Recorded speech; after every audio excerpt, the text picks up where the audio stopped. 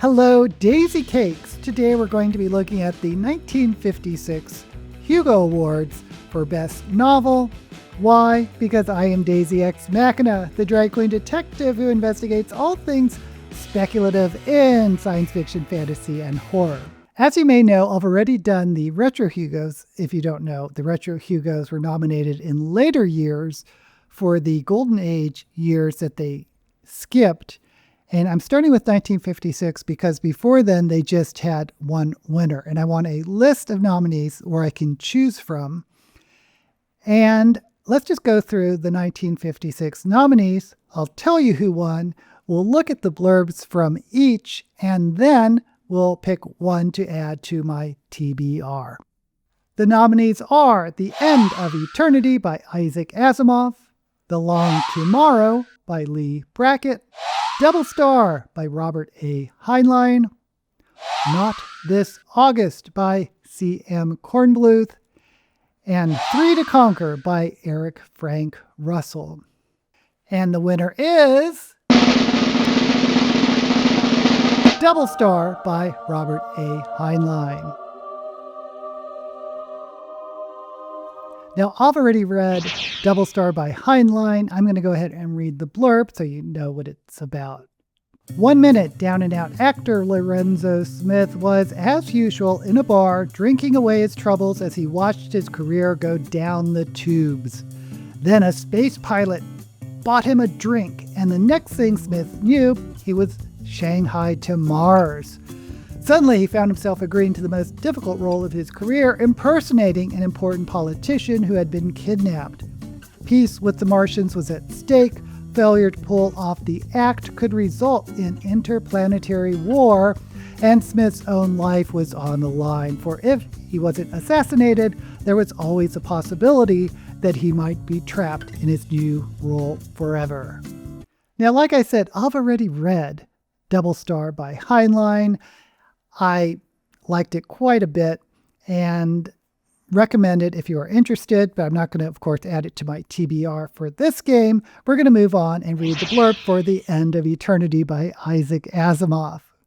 Andrew Harlan is an eternal, a man whose job it is to range through past and present centuries, monitoring and, where necessary, altering time's myriad cause and effect relationships. But when Harlan meets and falls for a non-eternal woman, he seeks to use the awesome powers and techniques of the Eternals to twist time for his own purposes so that he and his love can survive together. Now, Asimov is not known for his romance plots, so I'm kind of interested in this, but I've just read Pebble in the Sky by Asimov, so I don't think I'm going to pick another Asimov so soon. So let's go ahead and read Leigh Brackett's The Long Tomorrow. 2 generations after destruction rained down upon American cities, the population is scattered into small towns. Cities are forbidden by law, as is scientific research. Rumors abound of a secret place known as Barterstown, where science is untrammeled by interference or hatred. A youth named Len Coulter developed an unhealthy thirst for knowledge, exacerbated by the discovery of a forbidden radio. Sets out on a long road. During this journey, he will change his mind many times before determining the correct direction for himself and the benighted America in which he lives. Okay, so Leigh Brackett, who I've chosen in one of the Retro Hugos and I've read before, is the queen of the space opera. This does not sound like a space opera. It sounds like a very serious sort of dystopian post-apocalyptic world.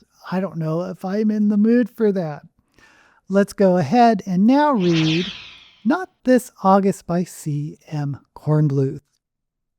The USA Award 3 years with the USSR and PRC. Males either farm or are drafted. Billy Justin, a 38-year-old commercial artist and Korea War veteran, works as a dairy farmer in Chungga Center, New York, where he hears over the radio that Soviet and Chinese forces have overrun American lines. Over the next 2 months, they consolidate their hold, dividing the U.S. at the Mississippi, forming between them the Democratic People's Republic of North America. Other than a garrison, disarmament, and establishment of food production quotas, the surrender leaves Cheongja Center largely untouched. A paraplegic comes to Justin's farm asking for work. He's given make work, then leaves. When Justin enters the nearest town, Norton, for supplies, he's drawn into a conspiracy with the paraplegic and others. The former turns out to be an army general. Buried in Cheongja County is a half-finished weapon satellite that requires parts and technical know-how to orbit it. The Soviet military police soon apparently capture all of them but himself and the general. Receiving messages hidden in the mail, Betsy Cardrew delivers. Justin deduces that the contacts he needs are in Washington, PA. With a traveling preacher, Sparhawk, he walks from Cheongja to Washington. Arrested by a military patrol, they're separated. Justin attempts to pass himself as one of Sparhawk's converts who can't be molested due to the Democratic Republic's freedom of religion. He and Sparhawk are exiled at the town border and soon arrive at Washington. He's given instructions about an assault planned for Christmas Eve on Cheongja Center to liberate the satellite. He and Sparhawk are sent back there with a specialist. Despite Soviet torture of a local farmer, they're kept ignorant of what Christmas Eve, a mild oath they hear sworn by citizens, means until battle begins. Coordinated by General Hollerith, the paraplegic, area bridges are blown up and arsenals sabotaged as townspeople are armed and fight as the satellite is launched. Hollerith's forces triumph. A radio message declares the satellite will destroy Moscow and Peking in 24 hours if occupation soldiers don't evacuate American soil and release war prisoners. Hollerith offers Justin high position, but he declines to kneel in prayer with Sparhawk, fearing mutual assured destruction. Oh my gosh, that blurb is so long. I don't know if it's a synopsis of the entire novel or what. But I've definitely heard of C.M. Kornbluth. It's a big name in science fiction. I don't recall reading them. This blurb does not really do it for me. This is like a near future because the main character is a veteran of the Korean War, which obviously makes it a little bit dated, especially since we're talking about the Cold War turning hot with the USSR and the People's Republic of China. Oh, this seems like a lot. It seems like a lot. Let's read the last book, Eric Frank Russell's 3 to Conquer. Okay, we have a little bit of an issue in that there's only one sentence on Goodreads, and I went to Amazon to see if there's more of a blurb, but there's the same sentence, which is, Wade Harper uses his telepathic powers to search for 3 aliens who are disguised as humans and plan to take over the Earth. Also, at least at the picture of the cover, there is a tagline I could read which says, aliens were out to enslave Earth and only one man could stop them. It looks very film noir, at least from the covers, sort of that Big Sleep detective type novel. I'm kind of curious about this one because I don't know anything about this author, Eric Frank Russell. I don't know. I am curious about C.M. Kornbluth because the name is very familiar. Not This August does not sound like it's a novel for me. And I've read the other authors. You know what? I'm just going to go ahead, even though I have a one-line blurb, I'm just going to go ahead and pick 3 to Conquer by Eric Frank Russell. I have to be honest with you. I don't know who Eric Frank Russell is. I've never heard of them. I am going to pick that book just based on that one line. Again, from the cover, it looks very film noir, detective type story of this guy looking for 3 aliens out to enslave the Earth. The other novels, I've either read the authors before,